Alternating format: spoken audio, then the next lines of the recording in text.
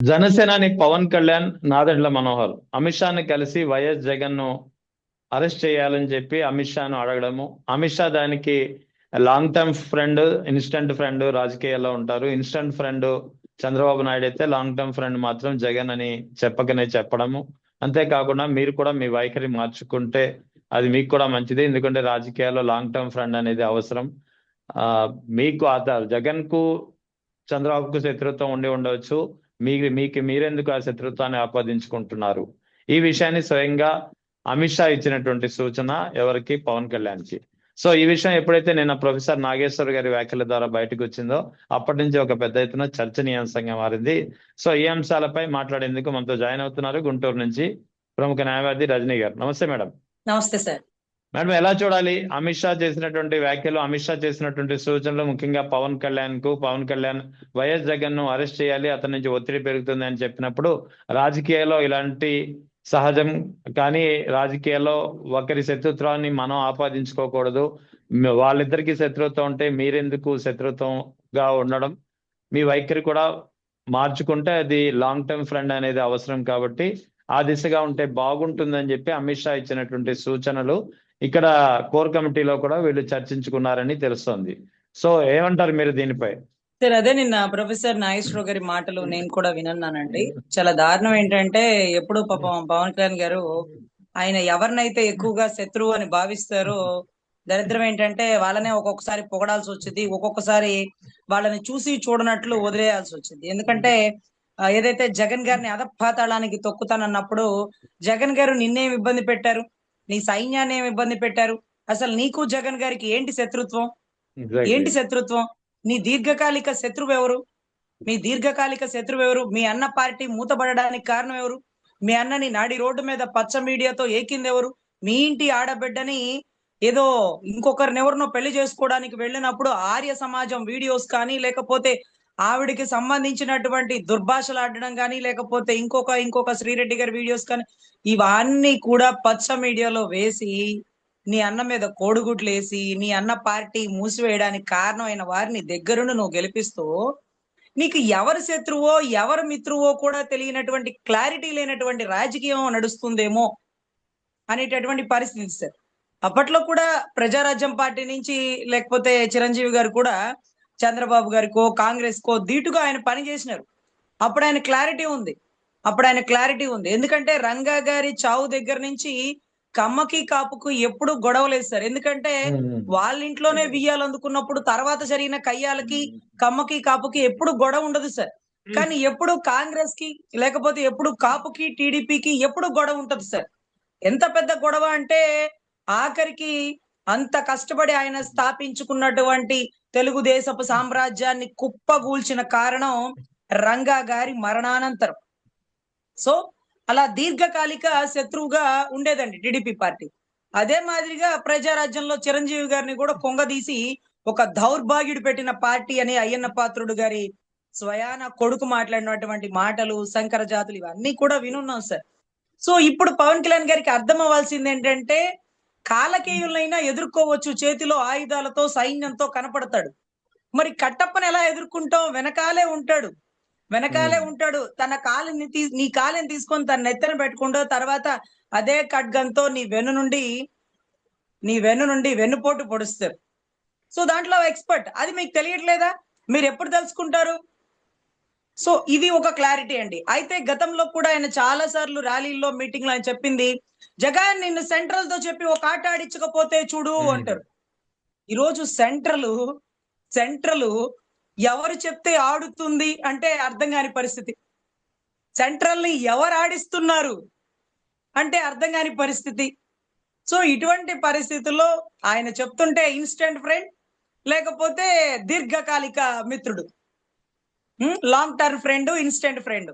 అయితే గతంలో కూడా పవన్ కళ్యాణ్ గారు చెప్పినటువంటి, ఆయన స్వయాన ఆయన నోటితో చెప్పినటువంటి మాట, ఎన్నో తిట్లు తిని సెంట్రల్ తో టీడీపీని కలపడానికి ఎన్నో తిట్లు తిన్నా. అంటే ఏం తిట్టినారు? మళ్ళీ మనమాట ఏం తిట్టినారు? నా మీద ర్యాలీ వేసినాడయ్యా చంద్రబాబు, నమ్మడానికి లేదు, అవసరానికి 2014లో వాడుకున్నాడు, అయిపోయాక చిట్ట చివరిలో నా మీద ర్యాలీ వేసినాడు, ఏం తెలుసు నీకు, బాబు నమ్మే పరిస్థితి లేదు అంటూ ఆయనకి ఏమన్నా డిస్కషన్ జరిగిందేమో.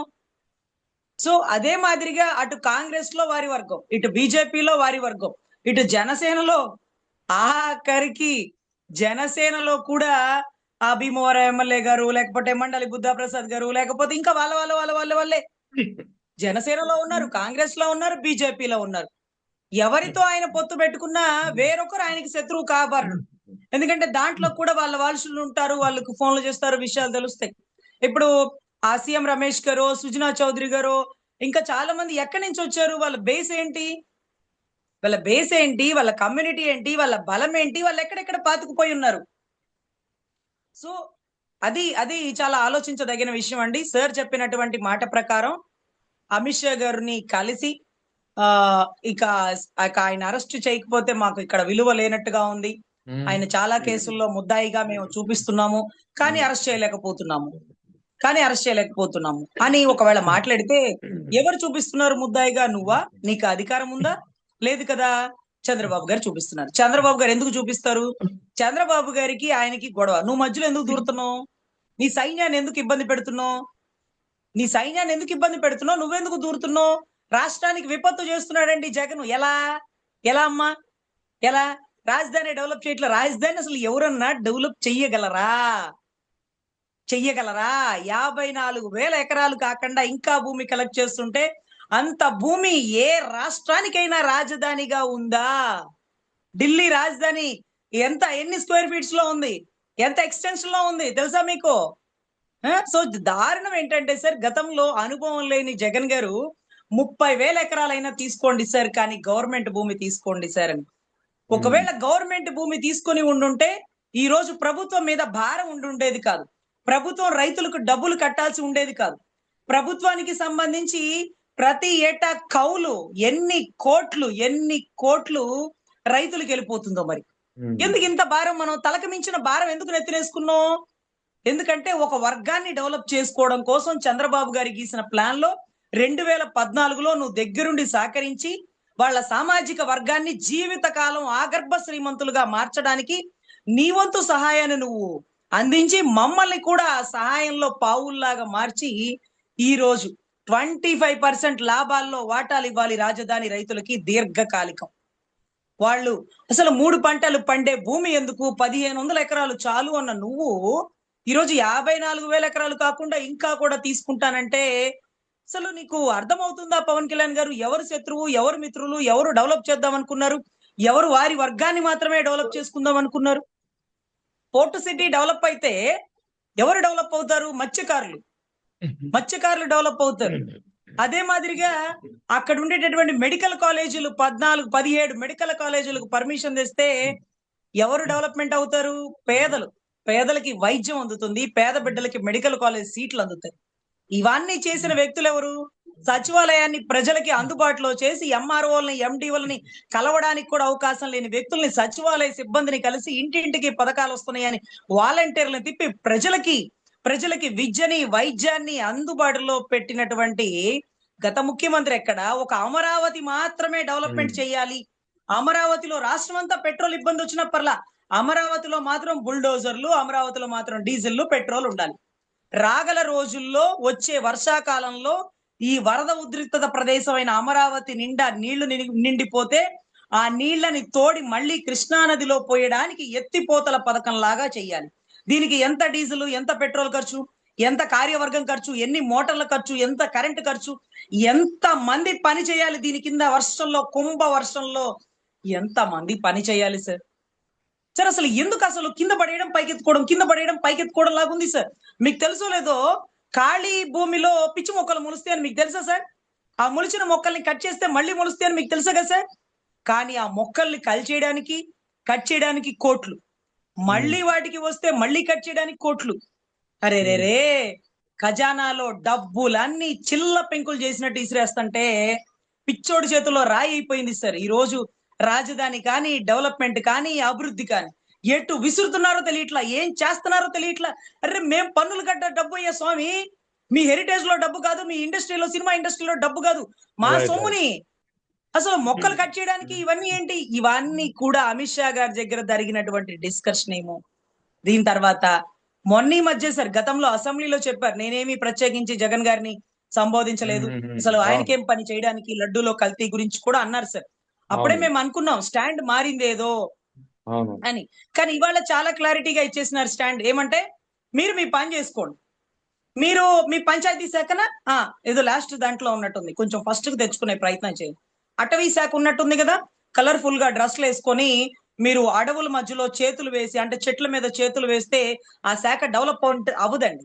ఆ శాఖని ఎలా అభివృద్ధి చేయాలి, ఆ శాఖలో ఉండేటువంటి కార్యవర్గం పని చేసే వాళ్ళు ఉన్నారా, లేకపోతే నిద్రపోయే వాళ్ళు ఉన్నారా, లేకపోతే పక్క వాళ్ళకి అమ్ముడు పోయే వాళ్ళు ఉన్నారా చూసి ఆ శాఖలో ఉండేటటువంటి కలెక్టర్లను మార్చుకుని తెచ్చుకుని ఆ శాఖని డెవలప్ చేసుకోండి. అంతేకాని వారిని అరెస్ట్ చేయాలి, లేకపోతే వీళ్ళ జోలికి వెళ్ళాలి, వీళ్ళని అదపాతాళాన్ని తొక్కాలి. అరే వాళ్ళని ఏం తొక్కుతావు అదపాతాళానికి? పక్క పార్టీని అదపాతాళానికి తొక్కుతాను అనే బదులు నీ పార్టీని ఎలా పైకి లేపాలో ఆలోచించుకో.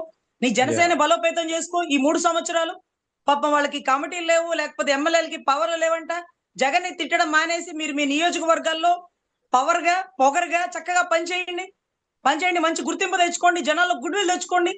వాళ్ళు అరుచుకుంటారో తన్నుకుంటారో ఎందుకో, నీకెందుకు మధ్యలో? నువ్వు నీ శాఖను డెవలప్ చేసుకో, నీ పార్టీని డెవలప్ చేసుకో, కమిటీలు వేసుకో. అంతేకాని జగన్ గారి అరెస్ట్ జోలికి మాత్రం వెళ్ళకు అంటూ ప్రొఫెసర్ నాగేశ్వరరావు గారు చాలా క్లారిటీగా చెప్పారు సార్. గతంలో కూడా సెంట్రల్ తో చెప్పి ఇదిగో నీ పని పట్టిస్తానన్నారు. ఈ రోజు సెంట్రలే అందరికీ చెప్తుంది. సెంట్రల్ తో చెప్పి ఆడిస్తానంటే ఈ రోజు సెంట్రల్ ఎవరు ఆడిస్తున్నారు సెంట్రల్ ని? అంటే సింహం సింగేల్ అన్నట్టుగా ఉండే పరిస్థితి అయితే ఉందండి. సరే, whatever it may be, ఇకపైనైనా ఆయన శాఖల మీద ఆయన కాన్సన్ట్రేట్ చేసి డెవలప్ చేసుకుంటూ జనసేన పార్టీని బలోపేతం చేస్తూ ఈ 3 ఏళ్లలో కొంచెం ప్రభుత్వంలో భాగంగానే ముందుకు వెళ్ళాలని. కానీ జగన్ గారిని ప్రశ్నిద్దామా అంటే సెంట్రల్ ఒప్పుకోదు. చంద్రబాబు గారు చేస్తున్న అరాచకాల్ని ప్రశ్నిద్దామా అంటే కూటమి ధర్మం. మరి ఆయన ఎవరిని ప్రశ్నించాలి? మేం కనపడతాం ఎదురుగా జన సైన్యం. నువ్వెందుకు అలా చేస్తున్నావు, నువ్వు వైసీపీ కోవట్టు, నువ్వు టీడీపీ కోవట్టు. ఓకే టీడీపీ కోవట్టు అయినా పర్లేదు, పని కానిచ్చేసేయండి. కానీ వైసీపీ కోవట్టు ప్రశ్నిస్తున్నావా, నువ్వు వైసీపీ కోవట్టు, నువ్వు లేచెల్పో. నన్ను ప్రశ్నించేవారు నా వారు కాదు, నన్ను శంకించేవారు నా వారు కాదు, నేను చెప్పింది వినేవారే నా వారు, వాళ్లే నా వెంట రండి. ఇటువంటి పరిస్థితుల్లో ఆయన ఎవరిని ప్రశ్నించాలో కూడా అర్థం కాని పరిస్థితి ఉంది సార్. అటు ప్రశ్నిస్తే సెంట్రల్ ఒప్పుకోదు, ఇటు ప్రశ్నిద్దామంటే కూటమి ధర్మం ఒప్పుకోదు. What ever it may B, ప్రజల్లోకి వెళ్ళి మమేకమయ్యి పార్టీని బలోపేతం చేసుకోవాలని